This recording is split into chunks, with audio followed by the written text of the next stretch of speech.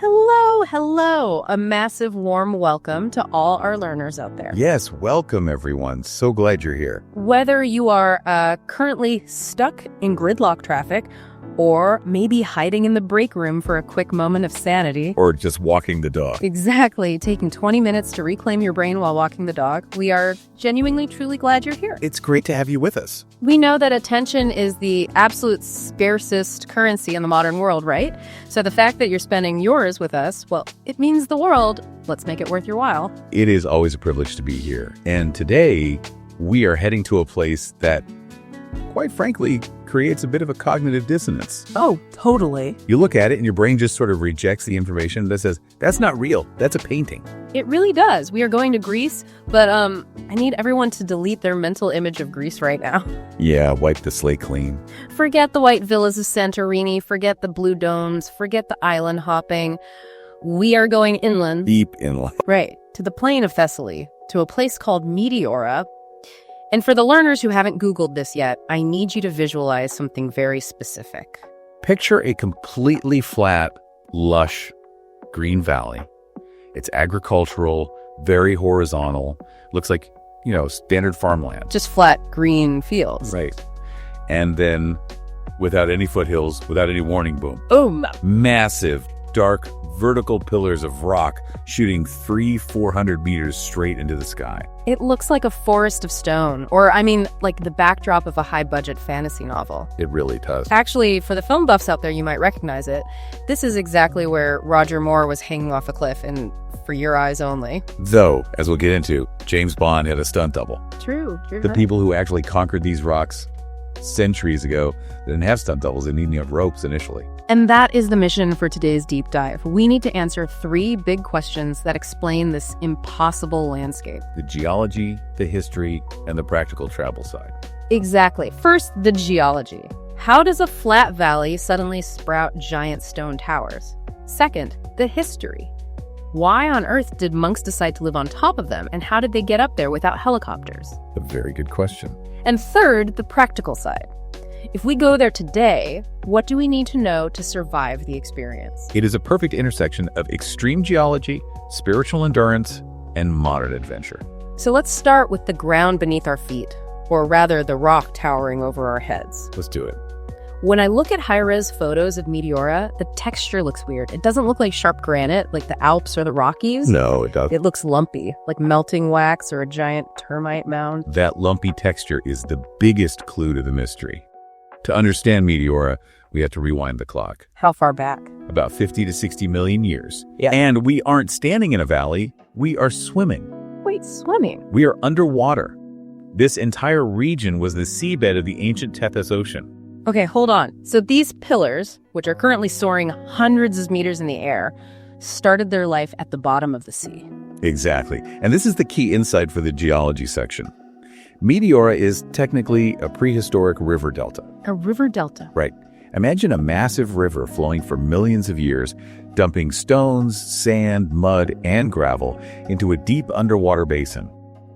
We are talking over a kilometer deep. So it's essentially a massive pile of debris, just layers and layers of river trash. A pile of debris that got highly pressurized. Over eons, the limestone in the water dissolved and acted as a glue.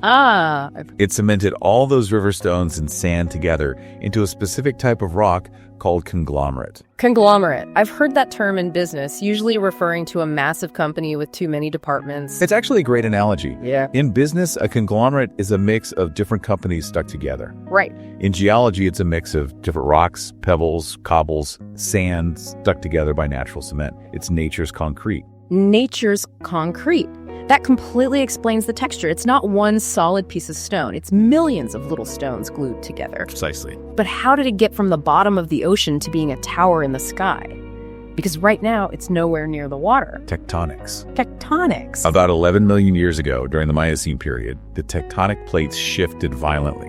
The seabed was pushed upward. Wow. The water drained away through what is now the Tempe Valley, leaving this massive block of concrete exposed to the elements. And then the sculpting begins. Right. Wind, rain, and earthquakes started carving it. Okay.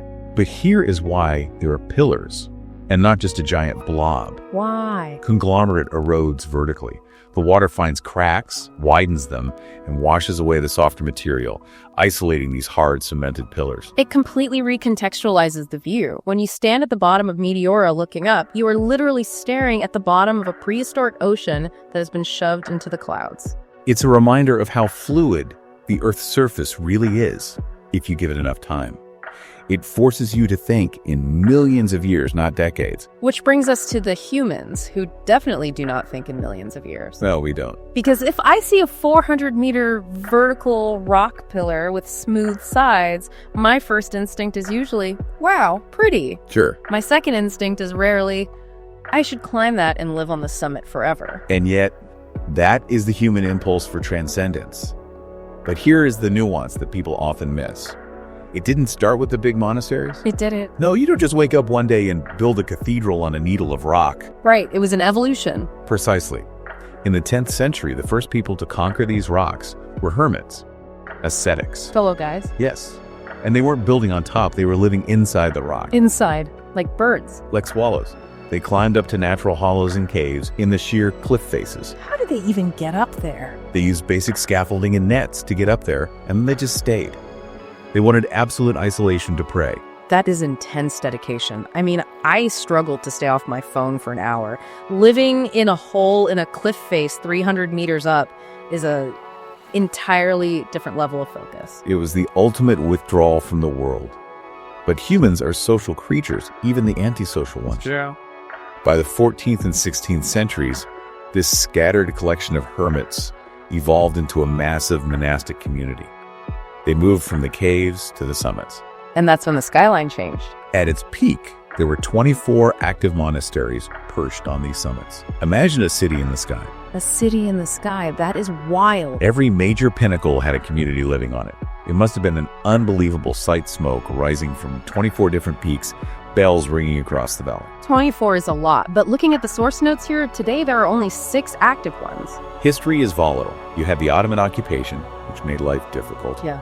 But also, practically speaking, maintaining a building on top of an inaccessible rock is a logistic nightmare. I can't even imagine. Imagine trying to repair a roof when every single tile has to be hauled up a vertical cliff. Yeah, the maintenance costs must have been astronomical. Exactly. Over time, the difficulty in the politics led to a decline. By the mid-17th century, many were abandoned. Nature started taking them back. So today, most tourists see the big 6 great Meteoron, Varlam, and so on. Right. But our research unearthed something really cool for the travelers who want to go a bit deeper. There's a whole layer of ghost meteora. Ghost meteora is a great way to put it. This is the hidden gems aspect.